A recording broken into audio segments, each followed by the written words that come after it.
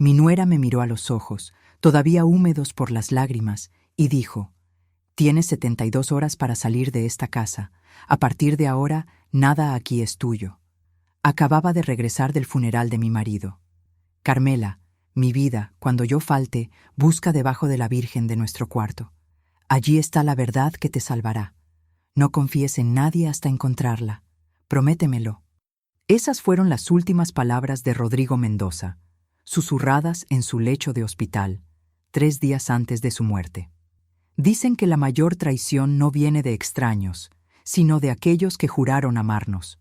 Yo, Carmela Esperanza Mendoza, a los 68 años de vida, descubrí esa verdad de la forma más cruel posible, el día en que enterré al hombre con quien compartí 43 años de matrimonio. Mi nombre es Carmela. Y esta es la historia de cómo mi propio hijo y su esposa intentaron destruirme, y de cómo, de las cenizas de la humillación más profunda, renací como una mujer que jamás imaginé ser capaz de ser. Antes de empezar, necesito que entiendas una cosa. Yo no era una mujer fuerte. No al principio. Era apenas una viuda de casi 70 años, con artritis en las manos, cabellos grises que hace mucho desistí de teñir, y un corazón que aún creía que el amor de una madre era suficiente para proteger a cualquier hijo de los demonios de la vida. Estaba equivocada.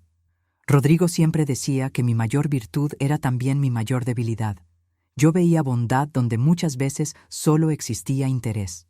«Confías demasiado, Carmela», repetía, sosteniendo mi mano mientras tomábamos café en el porche de nuestra casa. Esa misma casa que construimos ladrillo a ladrillo cuando aún éramos jóvenes y estábamos llenos de sueños. Nunca imaginé que necesitaría usar esa confianza como arma, mucho menos contra mi propia sangre. El cementerio San Miguel estaba cubierto por un cielo gris aquella tarde de marzo. Era como si hasta el sol hubiera decidido respetar mi luto, escondiéndose detrás de nubes cargadas que amenazaban con derramar sus lágrimas junto con las mías. Rodrigo había partido 3 días antes, víctima de un ataque cardíaco fulminante que, según los médicos, no podría haber sido previsto. 43 años de matrimonio, y de repente yo estaba allí, arrojando un puñado de tierra sobre el ataúd que contenía la mitad de mi alma. Mi hijo, Eduardo Miguel Mendoza, nuestro único hijo, el niño por quien sacrifiqué juventud, carrera y sueños, estaba a mi lado, o al menos su cuerpo estaba. Sus ojos, percibí en aquel momento, estaban vacíos. No había lágrimas, no había dolor visible, solo una extraña impaciencia que él apenas lograba disimular, mirando constantemente el reloj de pulsera demasiado caro para su salario de gerente de ventas. A su lado, mi nuera, Valentina, la mujer que yo había recibido en mi casa hacía 8 años, cuando Eduardo la presentó como la mujer de su vida. Recuerdo haberle abierto mis brazos, haberle ofrecido mi corazón de madre, mis recetas familiares, mis consejos, mi casa para las cenas de domingo. Valentina no lloraba. Sus ojos, delineados de negro en un día de funeral, algo que mi madre habría considerado de pésimo gusto, recorrían el cementerio como quien evalúa un terreno en venta. «Mamá, necesitamos conversar cuando lleguemos a casa», susurró Eduardo durante el sermón final del padre. No era una petición, era una notificación. Asentí, todavía demasiado aturdida por el dolor para percibir el veneno contenido en aquellas palabras. La casa estaba llena de gente cuando llegamos. Vecinos, primos lejanos, antiguos compañeros de trabajo de Rodrigo. Todos allí para dar sus condolencias y comer los aperitivos que las mujeres de la iglesia habían preparado. Era tradición. Era lo que se esperaba. Pero yo no podía comer. No podía conversar. Me senté en el sofá de la sala, aquel mismo sofá verde musgo que Rodrigo y yo habíamos comprado en nuestro 10º aniversario de bodas, y observé a las personas circular por mi vida como fantasmas educados. A las 9 de la noche, los últimos invitados se fueron. La casa se sumergió en un silencio que parecía tener peso propio. Fue cuando Eduardo cerró la puerta y se volvió hacia mí. «Mamá, siéntate. Necesitamos resolver algunas cosas». Valentina estaba a su lado, de brazos cruzados, con esa sonrisa de medio lado que yo nunca había entendido completamente. Esa noche, finalmente la entendería. Hijo, estoy exhausta. ¿Puede ser mañana? Tu padre. Es justamente sobre eso que necesitamos hablar. Eduardo acercó una silla y se sentó frente a mí. Sus ojos, los mismos ojos castaños que yo había admirado cuando él era un bebé en mi regazo, ahora me miraban con algo que solo puedo describir como cálculo. La casa, mamá. Necesitamos hablar sobre la casa. Sentí mi corazón acelerarse. ¿Qué pasa con la casa? Sabes que papá dejó todo a tu nombre, ¿cierto? Asentí. Rodrigo siempre había sido tradicional. Todo estaba a mi nombre. La casa, las cuentas, el auto, las pocas inversiones que habíamos logrado hacer a lo largo de los años. Pues bien, Eduardo intercambió una mirada con Valentina. Una mirada que yo había visto tantas veces, pero cuya verdadera naturaleza solo ahora comenzaba a comprender. Necesitamos que transfieras la casa a mi nombre. El mundo se detuvo. ¿Cómo dices? Valentina dio un paso al frente. Doña Carmela, vamos a ser prácticos. Usted tiene casi 70 años. Esta casa es demasiado grande para una persona sola. Los costos de mantenimiento son altísimos. Usted no tiene ingresos propios, siempre dependió de su marido. ¿Cómo pretende pagar las cuentas? Cada palabra era un alfiler, preciso y cruel. Yo me voy a organizar. La pensión de viudez. La pensión de viudez. Valentina rió, un sonido áspero que resonó por la sala. ¿Sabe cuánto es la pensión de viudez? Apenas alcanza para pagar la cuenta de luz de esta casa, sin contar los impuestos, el mantenimiento, la alimentación. Eduardo levantó la mano. Mamá, Valentina no está siendo cruel, está siendo realista. Nosotros ya conversamos mucho sobre esto. La mejor solución es que transfieras la casa a mi nombre. Nosotros nos encargamos de todo. Tú puedes quedarte en el cuartito del fondo. Al fin y al cabo, eres solo una persona. No necesitas mucho espacio. El cuartito del fondo. Aquella habitación minúscula, húmeda, originalmente construida para guardar herramientas y cajas viejas. Rodrigo había pasado meses reformándola hace algunos años, transformándola en una pequeña oficina donde le gustaba leer sus periódicos.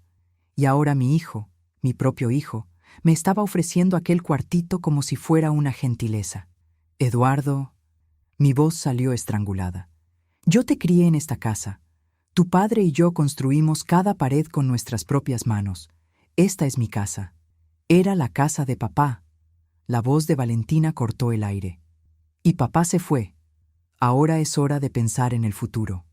Eduardo es el único heredero. La casa debería ser suya por derecho. Yo todavía estoy viva. Las palabras escaparon antes de que pudiera contenerlas. Mientras yo viva, esta casa es mía. Fue eso lo que Rodrigo quiso. Por eso puso todo a mi nombre. El silencio que siguió fue helado. Eduardo se levantó. Su rostro, que un día había sido tan dulce, tan lleno de amor filial, ahora era una máscara de piedra. Mamá, voy a ser directo. Valentina y yo tenemos planes. Necesitamos capital. Esta casa vale mucho dinero, dinero que está parado aquí, siendo desperdiciado por una viuda que no puede mantenerla. Si no quieres cooperar, vamos a tener que tomar medidas. ¿Qué medidas? Mi voz era un susurro. Valentina sonrió. Aquella sonrisa que, a partir de ese momento, pasaría a habitar mis pesadillas. Vamos a demandarte. Interdicción. Claramente no estás en condiciones mentales de tomar decisiones. El dolor del luto, la edad avanzada, la dependencia emocional del marido. Cualquier juez va a estar de acuerdo en que necesitas un curador. ¿Y adivina quién va a ser nombrado curador? Eduardo. Tu único hijo, tu protector legal. Interdicción. La palabra cayó sobre mí como un balde de agua helada. Ustedes no pueden... Podemos. Eduardo se acercó, y por un breve segundo vi algo en sus ojos. Algo que podría haber sido remordimiento. O tal vez solo impaciencia. Mamá, no hace falta llegar a eso, basta con que cooperes. Firma la transferencia, acepta el cuartito, y nadie necesita saber nada. La familia sigue unida. Todos felices. ¿Felices? Reí un sonido amargo que no reconocí como mío. ¿Felices? Eduardo, tu padre ni siquiera está frío en la tumba. ¿Y ya quieres robarme? La bofetada vino de Valentina. No fue fuerte, claramente no quería dejar marcas, pero el impacto psicológico fue devastador. Mi nuera me había golpeado, en mi propia casa, el día del funeral de mi marido. No te atrevas a hablarle así a mi marido. La voz de Valentina era hielo puro. Eres una vieja ingrata. Nosotros cuidamos de ti todo este tiempo. Aguantamos tus cenas de domingo interminables, tus recetas que nadie pedía, tus opiniones que nadie quería. Y encima de todo, ¿quieres quedarte con todo? Eduardo no dijo nada. No me defendió. Se quedó allí, parado, mirando al suelo mientras su esposa me humillaba en mi propia sala. Tienes 72 horas. Valentina tomó la bolsa que había dejado sobre la mesa. 72 horas para tomar una decisión. O firmas la transferencia y aceptas el cuartito, o nosotros empezamos el proceso de interdicción. Y créeme, doña Carmela, yo tengo los contactos correctos. Tengo un abogado que me debe favores. Tengo un médico dispuesto a firmar cualquier informe que yo necesite. No tienes oportunidad. Ella caminó hasta la puerta, Eduardo siguiéndola como un perro obediente. Antes de salir, mi hijo se volvió. Por un instante, vi al niño que un día había sido, aquel chiquillo que corría a mis brazos cuando tenía pesadillas, que me traía flores recogidas del jardín, que juraba que nunca, jamás, me dejaría sola. Mamá, es lo mejor para todos, vas a entender. La puerta se cerró, y yo me quedé allí, sola, en la casa que había construido con mi marido, con la marca invisible de una bofetada ardiendo en el rostro y el corazón despedazado en 1000 fragmentos. Era el día más negro de mi vida. Pero yo aún no sabía que la oscuridad apenas estaba comenzando. Esa noche no logré dormir. Caminé por la casa como un fantasma, tocando los muebles que Rodrigo y yo habíamos elegido juntos, mirando las fotografías que contaban la historia de nuestra vida. Allí estaba nuestra boda, en blanco y negro, yo joven y radiante en un vestido que mi madre había cosido a mano. Allí estaba Eduardo bebé, esa sonrisa desdentada que derretía mi corazón. Allí estábamos los tres en una playa, Eduardo ya adolescente, haciendo muecas a la cámara mientras Rodrigo y yo reíamos. ¿Dónde había salido todo mal? ¿Cuándo se había transformado mi hijo en aquel extraño de ojos fríos que yo apenas reconocía? Me senté en el borde de la cama, nuestra cama, donde Rodrigo había dormido por última vez antes de ser llevado de urgencia al hospital, y dejé que las lágrimas vinieran. Lloré como no había llorado en el funeral, donde la necesidad de mantener la compostura me había impedido expresar la verdadera dimensión de mi dolor. Rodrigo, susurré al vacío, ¿qué hago? Nuestro hijo, nuestro niño, ¿qué pasó con él? El silencio fue mi única respuesta, o casi, porque fue en aquel momento, en aquella madrugada solitaria y desesperada, que las últimas palabras de Rodrigo volvieron a mi memoria con una claridad impresionante. Carmela, mi vida, cuando yo falte, busca debajo de la Virgen de nuestro cuarto. Allí está la verdad que te salvará. No confíes en nadie hasta encontrarla. Prométemelo. Debajo de la Virgen. En la esquina de nuestro cuarto, sobre una pequeña mesa de caoba, había una estatuilla de Nuestra Señora de Guadalupe. Rodrigo la había comprado en un viaje a México, hacía más de 20 años. Era una pieza simple, de yeso pintado, pero él siempre la había tratado con reverencia especial, encendiendo velas en fechas importantes, posicionándola de modo que la luz de la mañana siempre la iluminara. Con las manos temblando, me levanté y caminé hasta la estatuilla. Era pesada, más pesada de lo que recordaba. La giré con cuidado y fue entonces que lo vi. La base había sido cuidadosamente modificada. Había una tapa removible, casi invisible para quien no supiera dónde buscar. Mi corazón se disparó. Con dedos temblorosos, quité la tapa. Dentro había un sobre amarillento por el tiempo, y dentro del sobre una carta manuscrita y una llave pequeña, antigua, que yo nunca había visto antes. La carta estaba dirigida a mí. Mi querida Carmela, si estás leyendo esto, significa que he partido y que mis peores temores se concretaron. Te pido perdón por no haber tenido el valor de contártelo mientras estaba vivo, pero ahora necesitas saber la verdad. Nuestro hijo Eduardo está en problemas. No los problemas que imaginas. No es pobreza, no es desempleo. Es algo mucho peor. Hace 3 años descubrí que contrajo deudas enormes en casinos clandestinos. Estamos hablando de $400,000, Carmela. Una cantidad que destruiría a cualquier familia. Yo pagué parte de esa deuda. Usé nuestros ahorros, aquel dinero que yo había prometido que era para nuestra jubilación. Perdóname. Lo hice porque todavía creía que nuestro hijo podría redimirse. Estaba equivocado. Eduardo no dejó de jugar. Al contrario, las deudas crecieron. Y los hombres a quienes les debe dinero no son personas con las que se pueda negociar. Son criminales, Carmela. Gente peligrosa. Valentina sabe todo. No es víctima, es cómplice. Fue ella quien lo presentó a ese mundo. Su hermano, Marcelo, es uno de los líderes de esa red de juegos clandestinos y usura. Todo fue planeado desde el inicio. Ellos vieron en Eduardo una oportunidad. El hijo único de una pareja trabajadora con una casa propia, pagada, en un barrio valorizado. Cuando yo muera, Carmela, ellos vendrán por ti. Intentarán tomar todo lo que tenemos. No confíes en nadie, especialmente no en nuestro propio hijo. Pero no temas. Pasé los últimos meses preparando tu defensa. La llave que está junto a esta carta abre la caja de seguridad 1847 en el Banco Nacional de Santa Fe, sucursal central. Allí encontrarás documentación completa, grabaciones, extractos bancarios, conversaciones interceptadas, contratos fraudulentos, todo lo que necesitas para protegerte y para destruirlos, si fuera necesario. Hay también una persona en quien puedes confiar, doctora Elena Vázquez, abogada especializada en Derecho de Familia y Delitos Financieros. Ella fue mi abogada en los últimos meses. Sabe todo. Cuando estés lista, búscala. Y hay una cosa más, Carmela. Algo que descubrí apenas en las últimas semanas, cuando mi salud ya estaba debilitada. Algo sobre mi propia muerte que necesitas investigar. Yo no creo que mi corazón simplemente se haya detenido.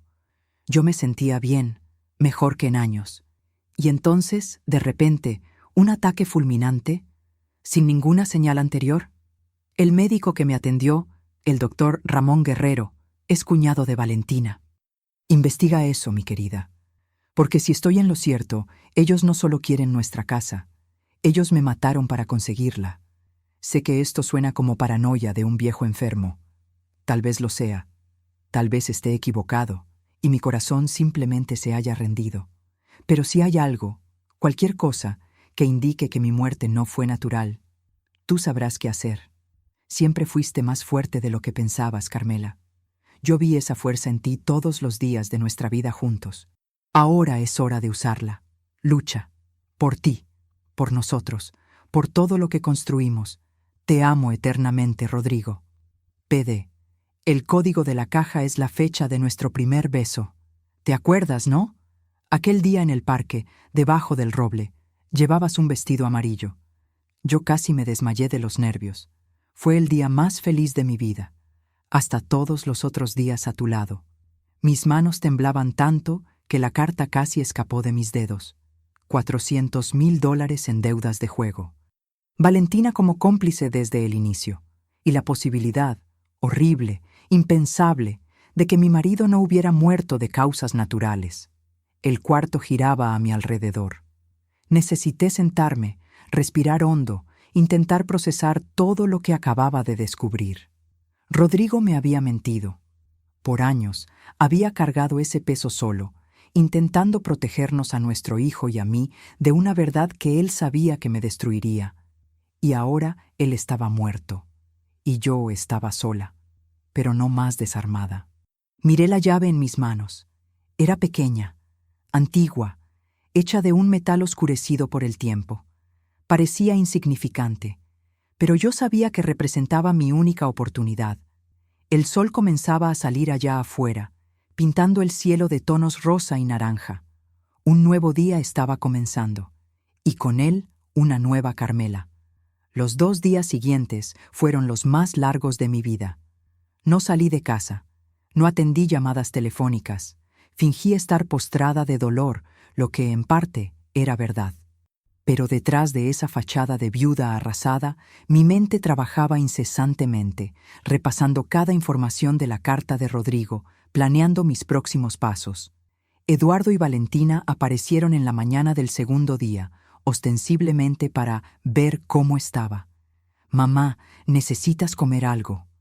Eduardo había traído comida de un restaurante caro, probablemente pagada con dinero que debería ser usado para pagar sus deudas.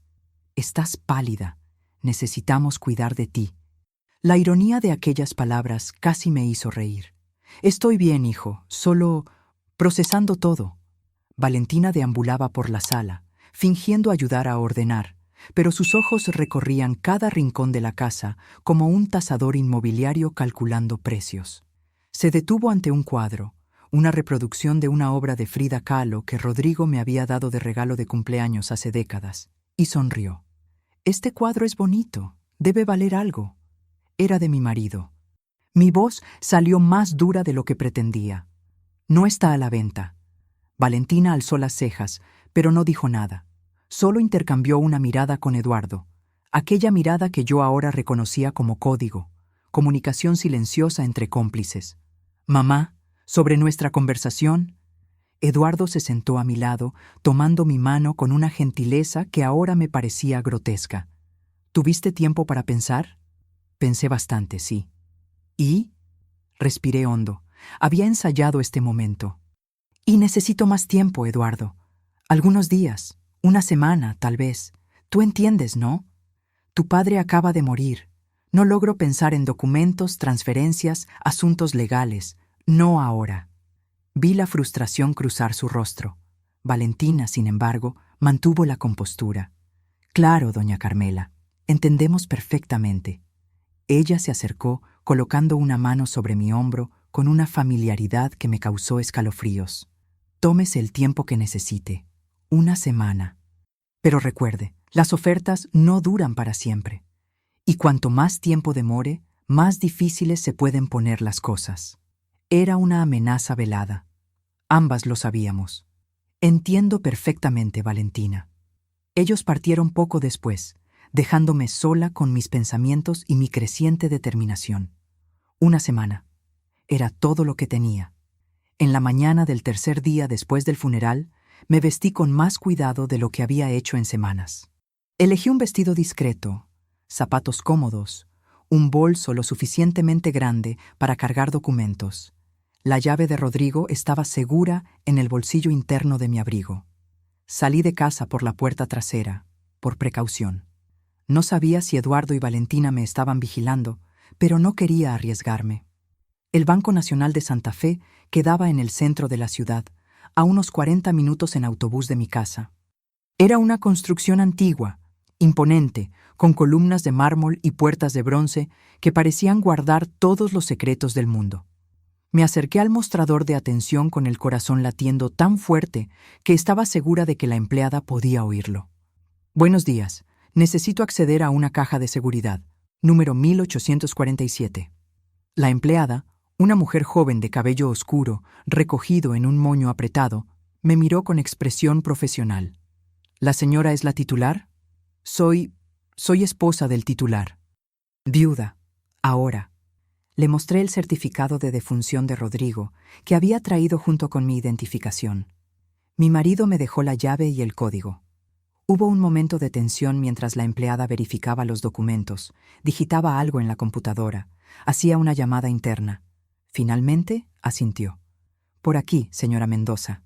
Fui conducida a un área restringida del banco, a través de pasillos silenciosos y puertas de seguridad. La caja 1847 era una de las más pequeñas, una caja de metal empotrada en una pared de cajas idénticas como colmenas de secretos. Con las manos temblando, inserté la llave. Después, digité el código. 1509-1980. La fecha de nuestro primer beso, en un parque soleado, debajo de un roble centenario. Yo usaba un vestido amarillo. Rodrigo casi se desmayó de los nervios. La caja se abrió con un clic suave. Dentro había más de lo que esperaba. Un sobre grueso de documentos. Varias memorias USB etiquetadas con fechas. Una carpeta con fotografías. Y, sorprendentemente, una cantidad considerable en efectivo. Cerca de $10,000 en billetes usados que Rodrigo claramente había guardado como fondo de emergencia. Transferí todo a mi bolso. Agradecí a la empleada y salí del banco sintiéndome como una espía en misión secreta.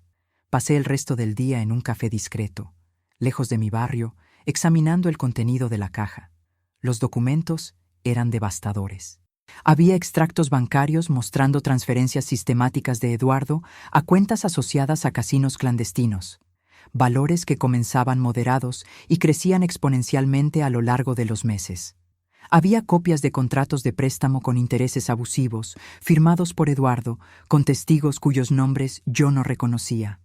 Había registros de propiedades adquiridas a nombre de Valentina, apartamentos, autos, joyas, todo comprado con dinero de origen claramente dudoso. Y estaban las fotografías. Valentina en fiestas lujosas, abrazada a hombres de apariencia intimidante. Eduardo en mesas de póker, rodeado de fichas y botellas de champán. Un hombre que la leyenda identificaba como Marcelo Rivera, cuñado de V, líder operativo de la red de juegos, posando delante de un casino clandestino con aire de propietario orgulloso. Pero lo más perturbador estaba en una de las memorias USB.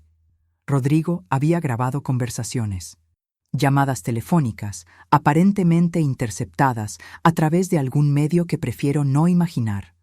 Y en una de esas grabaciones, con fecha de solo 2 semanas antes de su muerte, estaba la prueba que yo más temía y más necesitaba encontrar.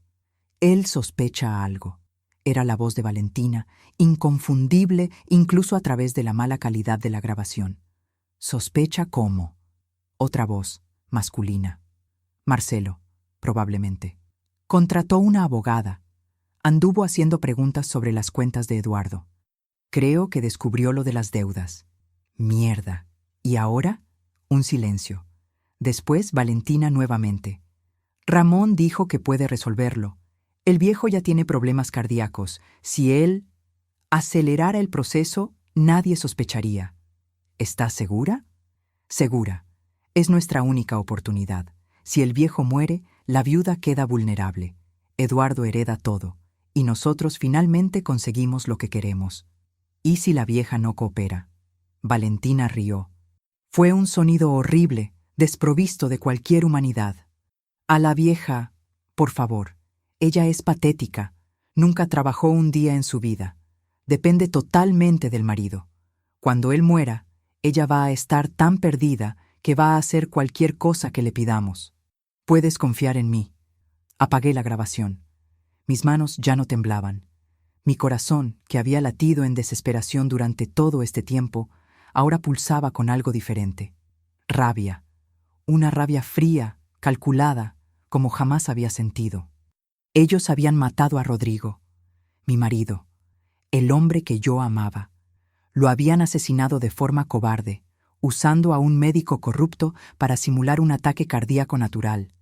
Y después habían venido a mí, el día de su funeral, para echarme de mi propia casa. Y Valentina creía que yo era patética, que nunca había trabajado un día en mi vida, que estaba tan perdida que haría cualquier cosa que ellos pidieran.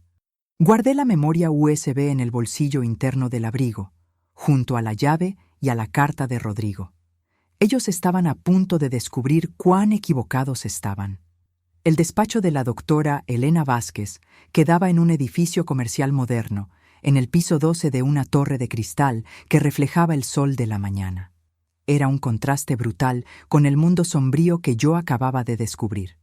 Llegué puntualmente a las 9, conforme había agendado por teléfono el día anterior. La recepcionista me ofreció café y pidió que esperara.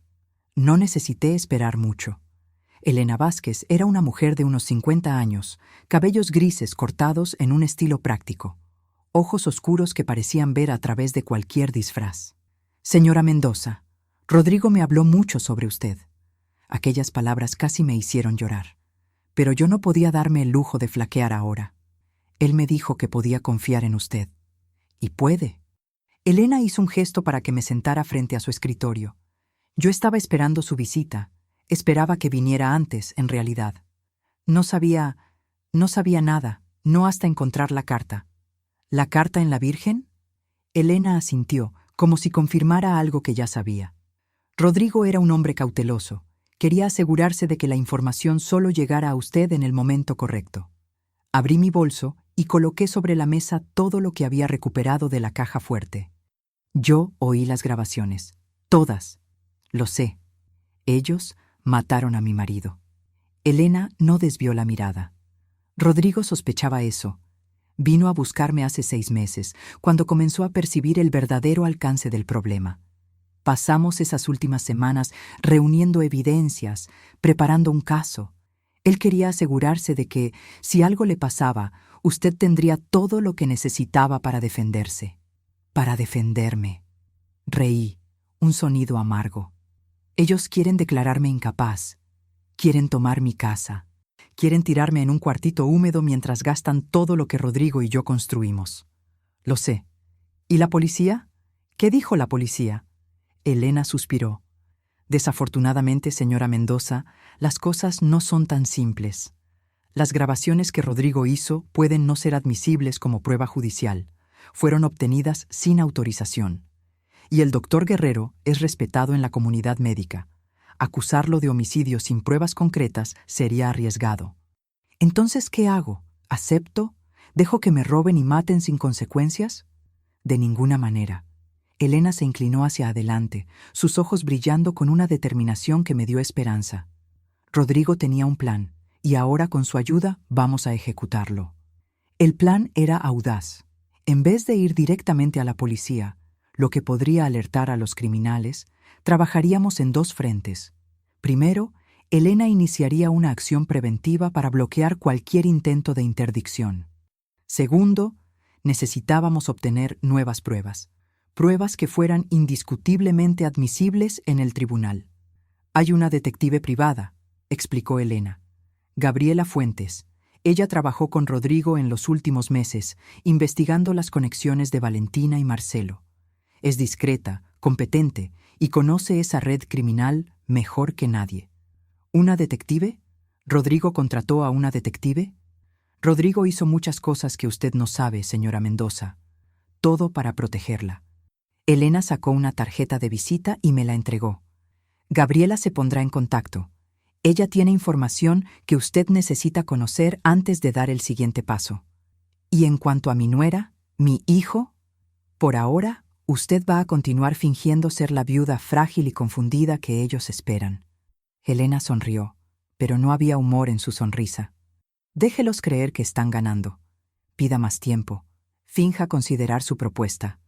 Cuanto más confiados estén, más descuidados se volverán. ¿Y si me lastiman? Valentina ya me golpeó una vez. No la lastimarán. Todavía no. Ellos la necesitan. Necesitan su firma en documentos. Necesitan que parezca cooperativa para que nadie sospeche. ¿Cuánto tiempo? 2, tal vez 3 semanas. Es el tiempo que necesitamos para reunir evidencias suficientes y coordinar con las autoridades correctas. No la policía local. Ellos pueden tener conexiones. Necesitamos a la Fiscalía Estatal, tal vez federal. Asentí guardando la tarjeta en el bolsillo. ¿Algo más? Elena dudó. Por primera vez vi vulnerabilidad en sus ojos. Hay algo que Rodrigo pidió que le dijera. Algo personal. Dijo que usted fue lo mejor que pasó en su vida. Que todos los días a su lado fueron regalos. Y que no importa lo que pase, él va a estar velando por usted. Siempre. Esta vez no logré contener las lágrimas. Una semana pasó. Durante ese tiempo fingí ser exactamente lo que ellos esperaban. Una viuda perdida, confundida. Cuando Eduardo llamaba, respondía con voz trémula. Cuando Valentina aparecía con sonrisas falsas, le ofrecía té y hablaba del clima. Pero detrás de esa máscara, yo trabajaba. Gabriela Fuentes resultó ser una aliada inestimable. Nos encontrábamos discretamente, y ella me actualizó sobre sus descubrimientos. La red es mayor de lo que su marido imaginaba, dijo en uno de nuestros encuentros. Marcelo Rivera no es solo el cuñado de su nuera, es uno de los principales operadores de una red de juegos ilegales que se extiende por 3 estados. Y hay indicios de participación en al menos otros 2 incidentes. ¿Otros incidentes? Gabriela bajó la voz. Muertes sospechosas, personas que les debían mucho dinero y que de repente sufrieron accidentes o problemas de salud fatales. Su marido puede no haber sido la primera víctima. La información era aterrorizante y extrañamente liberadora. No estaba sola. ¿Y el médico? ¿El doctor Guerrero? Está siendo investigado discretamente. Descubrimos que tiene un patrón: pacientes ancianos, problemas cardíacos, muertes súbitas.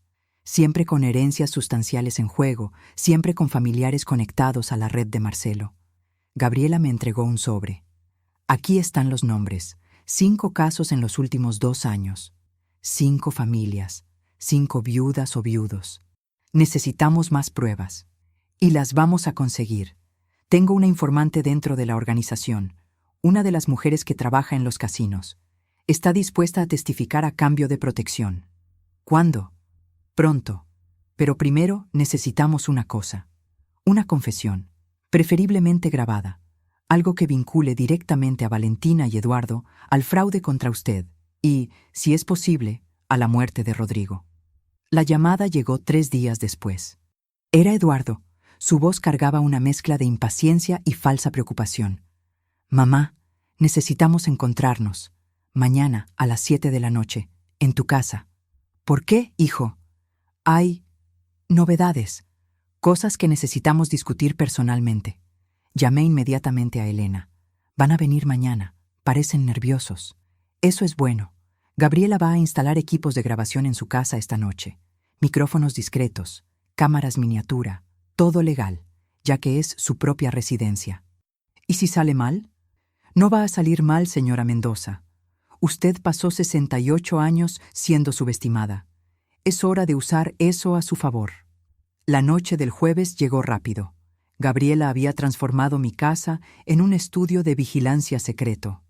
Nosotros estaremos en una furgoneta estacionada en la calle de atrás, explicó Gabriela, ajustando un pequeño transmisor en el cuello de mi vestido. Si las cosas se salen de control, diga la palabra roble. Es la señal. Entramos en menos de 30 segundos. Roble. Reí. El nombre del árbol donde Rodrigo me besó por primera vez. A las 7 en punto, el timbre sonó. Eduardo entró primero, seguido por Valentina y un tercer hombre, corpulento, con una cicatriz en el rostro. Mamá, este es un asociado. Vino a ayudarnos con algunos asuntos legales. El hombre no extendió la mano, solo asintió brevemente. Pueden sentarse. Hice café. No tenemos tiempo para café. Valentina fue directo al grano. Doña Carmela, la situación cambió. Necesitamos esos documentos firmados hoy. ¿Hoy? Pero yo... Hoy. El hombre de la cicatriz habló por primera vez. Su voz era ronca, amenazadora. La señora va a firmar la transferencia de la casa, ahora. Fingí temblar. Yo no entiendo. ¿Qué está pasando? Valentina se acercó. Lo que está pasando, querida suegra, es que su hijito debe mucho dinero a personas muy peligrosas. Y esas personas se están impacientando. $400,000. El hombre tiró un papel sobre la mesa. Su hijo firmó esto hace 2 años. Y ahora, con intereses, la deuda es de más de 600,000. Fingí sorpresa. ¿600,000? Eduardo, ¿de qué está hablando? Mi hijo no me miró a los ojos. Cometí algunos errores, mamá. Y ahora no hay otra forma. ¿Otra forma que no sea robarme? Dejé que la rabia se trasluciera. ¿Es a esto a lo que llaman familia? Valentina rió. ¿Familia? Tu marido nos robó primero. Prometió ayudar a Eduardo y después se quedó escondiendo dinero, contratando abogados. Rodrigo estaba jodiendo nuestros planes. Él descubrió demasiado. Y al final, susurré. Valentina miró al hombre de la cicatriz. Al final tuvo un ataque cardíaco muy conveniente, ¿no? Ella sonrió. Dicen que es así como pasa con personas estresadas. Allí estaba. La confesión. ¿Ustedes le hicieron algo a Rodrigo? Nosotros no hicimos nada. Eduardo finalmente habló, con voz débil. Fue natural. El médico dijo que fue natural. El médico. Valentina escupió las palabras. Ramón fue muy gentil en facilitar las cosas. El hombre de la cicatriz se levantó. Basta de charla. Señora, ¿va a firmar o no? ¿Y si no firmo? Entonces vamos a tener que encontrar otros medios de convencerla. Miré a mi hijo. Eduardo, por favor. Él no dijo nada. Solo desvió la mirada. Y en ese momento, algo se rompió dentro de mí. Las últimas cadenas de esperanza que aún me ligaban a mi hijo se partieron. Está bien, dije derrotada. Firmo. Solo denme un momento. Necesito agua y mis anteojos. Caminé hasta la cocina, mis piernas temblando. Tomé un vaso de agua. Respiré hondo. Y entonces, lo suficientemente bajo para que solo el micrófono pudiera captar, susurré. Roble. Los siguientes 30 segundos fueron los más intensos de mi vida. La puerta principal fue derribada. Hombres y mujeres con chalecos antibalas irrumpieron en la sala. ¡Policía! ¡Nadie se mueva! El hombre de la cicatriz fue dominado. Valentina gritó, intentando huir, pero fue interceptada. Eduardo se quedó paralizado. Gabriela apareció a mi lado. Conseguimos todo. La confesión, las amenazas, la mención al médico. ¿Y Rodrigo? El doctor Guerrero está siendo arrestado en este momento. Tenemos un caso sólido de homicidio calificado. Los policías se llevaron a Valentina y al hombre de la cicatriz esposados. Eduardo fue el último. Cuando pasó por mí paró. Mamá. Su voz estaba quebrada. Yo no sabía que iba a llegar a este punto. Lo miré. Sabías lo suficiente, Eduardo. Sabías que me estaban amenazando. Y te quedaste parado viendo cómo tu esposa me golpeaba. Elegiste a ella. Y ahora vas a tener que vivir con las consecuencias. Mamá, por favor, llévenselo. Me di la vuelta. Ya terminamos. Las semanas siguientes fueron un torbellino. El caso creció mucho más allá de lo imaginado. La red de Marcelo Rivera era vasta. El doctor Ramón Guerrero confesó en 3 días. Había facilitado la muerte de 11 personas. Rodrigo había sido la 12ª víctima. Pero la investigación reveló algo más. Eduardo no era solo una víctima manipulada. Era cómplice activo. Había ayudado a identificar nuevos blancos entre los clientes de su trabajo. Mi hijo era un depredador. Marcelo Rivera había huido del país, pero criminales así siempre tienen una debilidad: el orgullo. Él va a volver, dijo Gabriela. Quiere venganza. Recibí una amenaza anónima. Usted destruyó a mi familia. Pronto, yo la destruyo a usted, M. Armamos una trampa. Redujimos ostensiblemente mi protección policial para parecer vulnerable. Y esperamos. En la 4ª semana, él vino. Era casi medianoche. Escuché el sonido de vidrio siendo cortado en la puerta trasera. Marcelo Rivera entró en mi cocina como si fuera el dueño. Buenas noches, señora Mendoza. Dejé caer la taza de té, fingiendo terror. Por favor, no me lastime. No pretendo lastimarla. No inmediatamente. Primero vamos a conversar. Lo mantuve hablando. ¿Y mi hijo? ¿Eduardo? Su hijo vino a nosotros, señora. Se ofreció.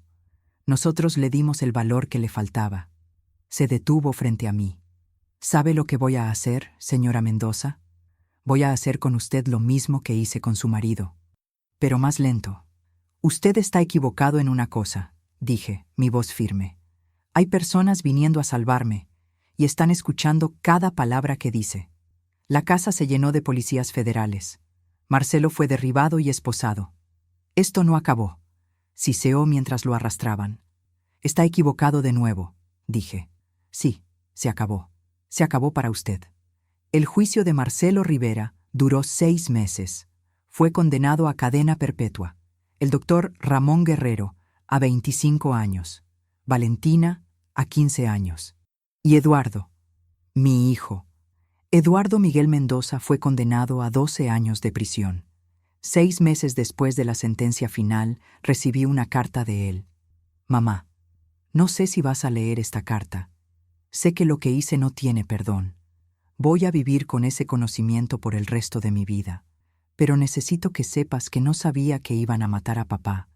Cuando lo descubrí, ya era tarde. Eso no me hace menos culpable.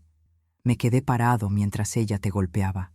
Perdí todo lo que importaba. Perdí a papá. Te perdí a ti. Entiendo que hiciste lo correcto al denunciarme.